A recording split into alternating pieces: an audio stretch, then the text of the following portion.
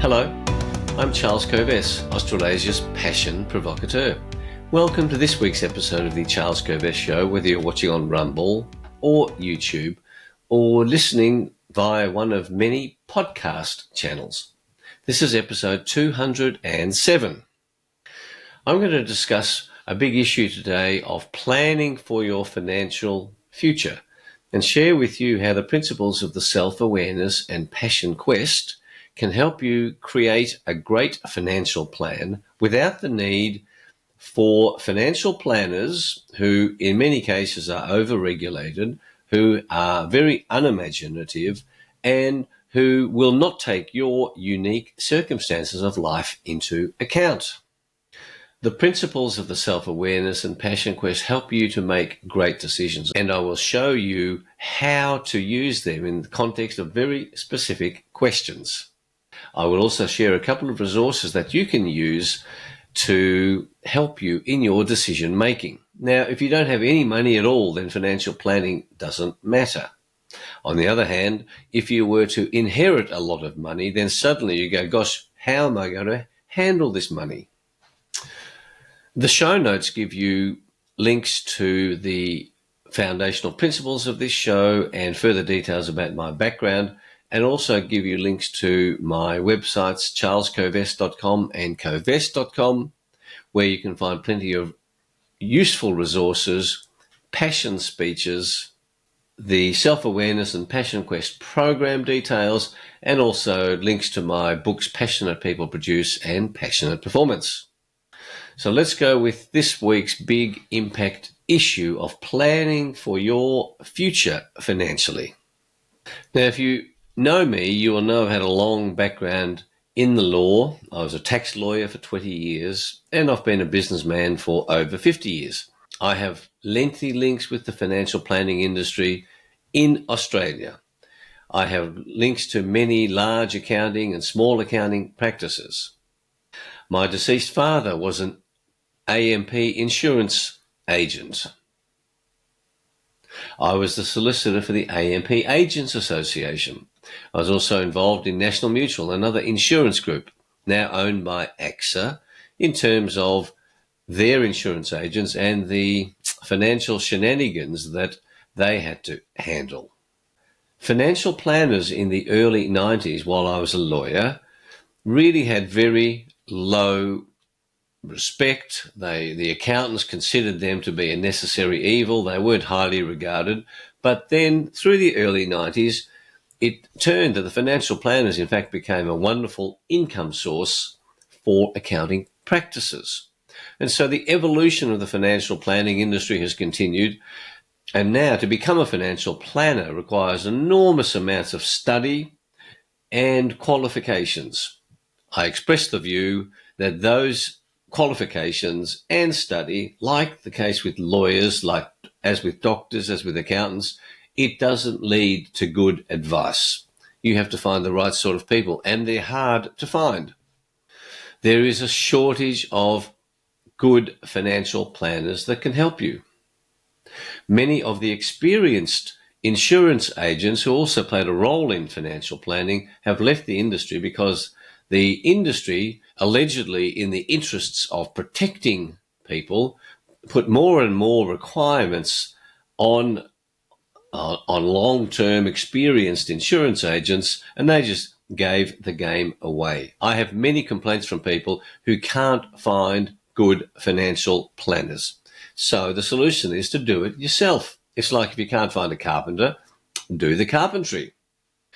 And if you can't find a good doctor, then become an excellent healer and do some learning about it. That's just an aside comment. Now, the next element is that the complexity around financial planning has increased enormously. So now with insurance products and other financial services products, there's all sorts of PDSs, product disclosure statements.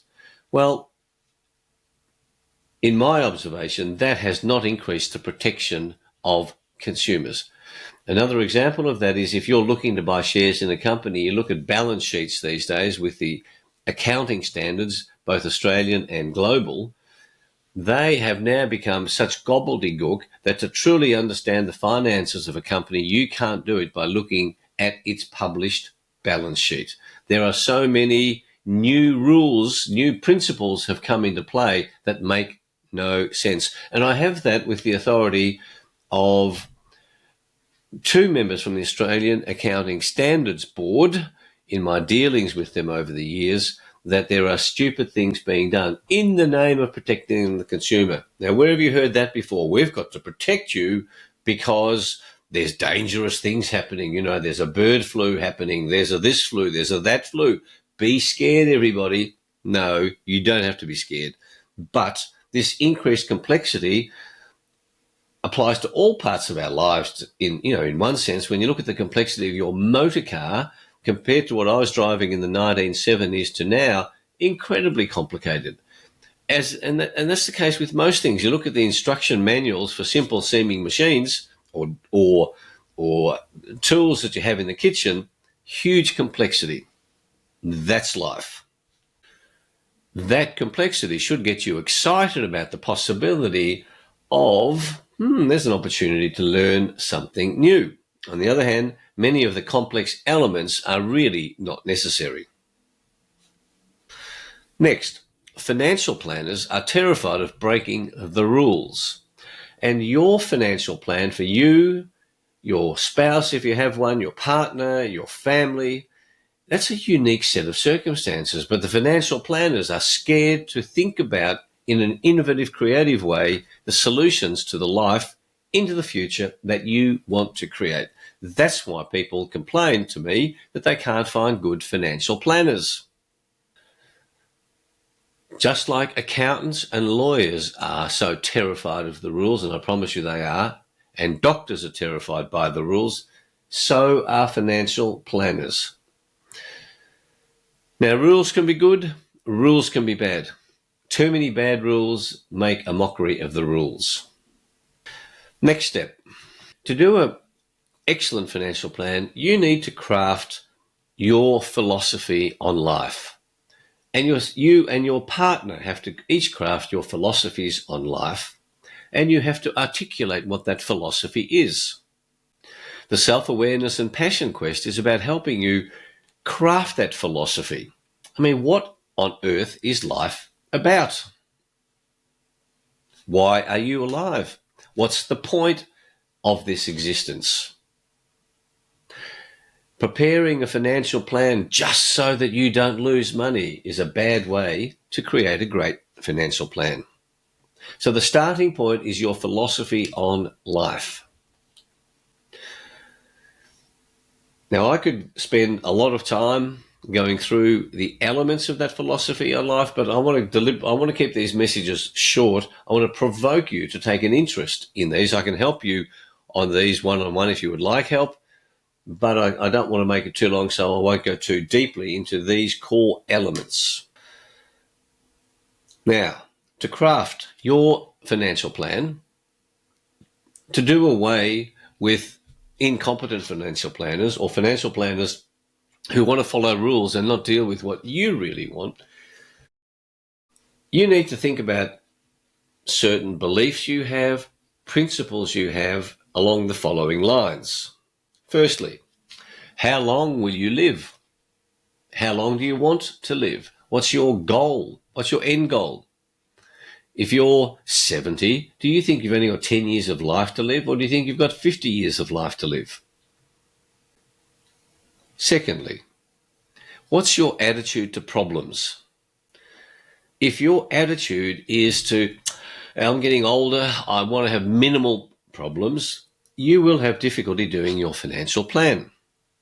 My view is that problems are the way that you keep your mind and brain, two different things, in great shape. I say to you that 0 problems equals a high likelihood of dementia. The rule is use it or lose it. And so in the context of what you're trying to plan, you say, what's going to happen in the future? We have no idea what's going to happen in the future. We can't even predict the football results each weekend. So there's this complexity of life. There are a whole bunch of geopolitical issues happening today. You go, gosh, what's going to happen? No one can tell you that. And if you're scared of problems, it's going to have a big negative impact on your ability to handle problems.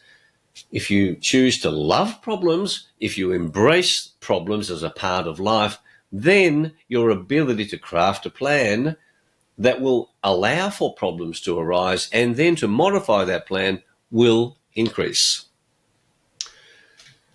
The third element is your willingness to learn. I talked about earlier complexity. So in your philosophy, are you willing to learn? If you're scared of learning, well, I urge you to have this shift because life is constantly changing and the rate of change is speeding up. And so make this decision. I'm willing to spend time to learn new skills. I'm willing to learn about new financial products. I'm willing to learn about new strategies for protecting assets. Be hungry to learn. Fourthly, where does your passion lie? Where your passion lies, that's where you're going to be hungrier to learn, where you will be keen to develop your knowledge base, or you might have an enormous knowledge base now. And so that knowledge base you can use in crafting your financial plan. I'll give you one example. If you love IT, then your ability to look at listed companies on stock exchanges with IT capabilities and to choose the best ones in which to invest is much increased. So that your areas of interest, your passion, your willingness to learn about it, and your ability to identify good opportunities is enhanced through your passion. So identify that and go, okay, I will look at investments in that area. It could be in listed companies. It could be in backing young entrepreneurs. So you set aside a chunk of money to be involved in business. And then that involvement in business, of course, is going to have problems. You can't be in business without problems. The fifth element is your attitude to risk. Avoiding risk entirely is a non-helpful, what I call a shitty way to live life. We are unable to avoid risk, and trying to lock yourself into a room to avoid all risk will really mean the end of your life. So part of this philosophy becomes, okay, well, what sort of attitude to risk will I have? And clarifying that goes, okay, I'm willing to take a risk and I'm willing to face the problems if my risk assessment is not sufficiently accurate. The sixth and final element is to find ways to spread your risk. Now, this means if you've got a big chunk of money, don't leave all of your money, which is only a digital entry in a bloody bank account because they're trying to get rid of cash, and I urge you to have cash on hand. Spread your deposits in various banks. Choose member-owned banks, not shareholder-owned banks. Don't have all your cash reserves in one bank. Next, because of the digitisation of many assets, including land titles in Australia, be careful of incurring debt. I've talked before about the book, and it's another reference I have for you this week by David Rogers Webb called The Great Taking, available at thegreattaking.com. If you have large amounts of debt or significant debts secured on assets, David Webb will explain to you why that becomes ever more risky. The third element is I have no faith in the ongoing continuation of life as we know it in the West. And so one of the elements in your planning is to say, what would happen if the shit hits the fan? What's going to happen? Where's my community that I can rely upon? Where's my food sources? Where's my health sources? And so you can invest some of your money in having alternatives available to you if the system collapses, which I think it will do before it becomes a new system. I'm a big fan of Buckminster Fuller. Bucky Fuller said, Don't tear down the existing system, create a new system.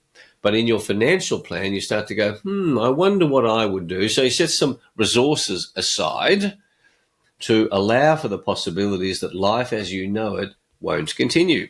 Now, in all of this, again, your attitude to problems becomes very liberating because you stop going into a defensive mind frame. You go into an embrace life mind frame. There are an infinite number of ways for you to manage your financial plan because your circumstances are unique. I urge you to think about your philosophy on life, and then if you want further insight in crafting that philosophy, get in touch. But then that philosophy informs your plan, and you then embrace the fun part of implementing that plan, documenting the reasons why you do certain things, and then learning from your mistakes, because you cannot get better at anything without being willing to make mistakes.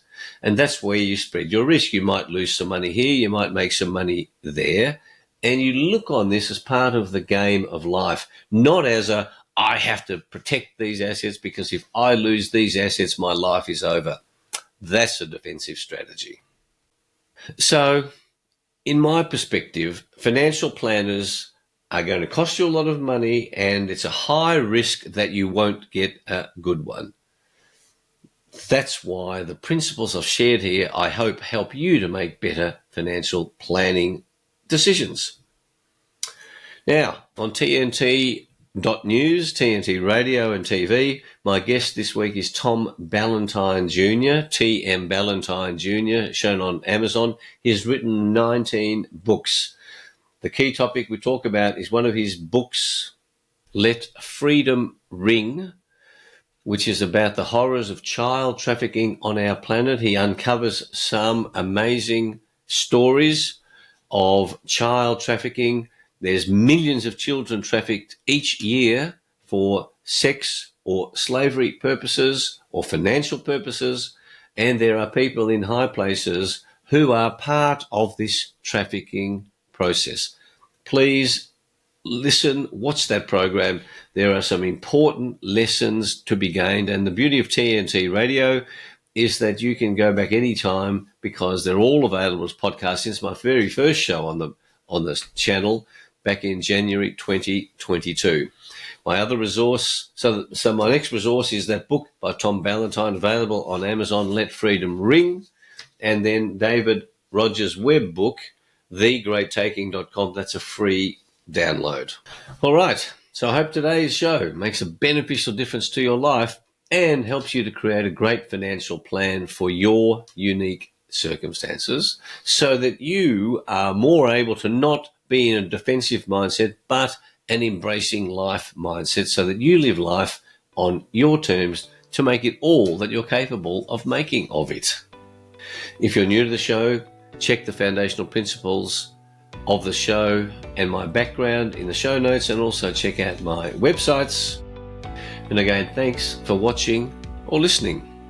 And until our next show next week, may your week be full of health-giving and energy-giving passion, learning, fun, fulfillment, embracing the challenge of your life on a day-to-day basis, and ever-increasing self-awareness. Have a great week. See you next week. Bye.